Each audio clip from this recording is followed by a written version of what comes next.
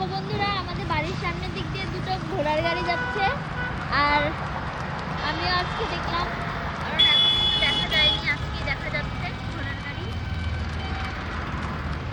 আর এই যে জামা কাপড় ধুয়ে দিয়েছিলাম সকালবেলা, ধুতে তো ভালোই লাগে সবার, জামা কাপড় ধুইতে তো কষ্ট না।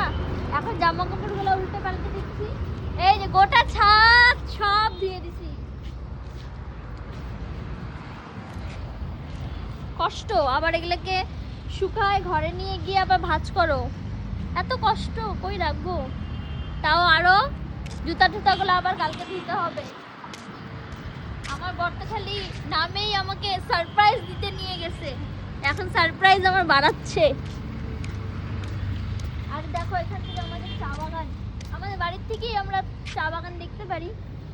তারপরে এখান থেকে কাঞ্চনজঙ্ঘাও দেখা যায়, কিন্তু এখন ওয়েদারটা খারাপ তাই দেখা যাচ্ছে না। এখান থেকে কাঞ্চনজঙ্ঘাও দেখা যায় আমাদের। তো ঠিক আছে, আমি কাজ করি, তোমাদের সাথে আবার পরে দেখা হবে, টাটা।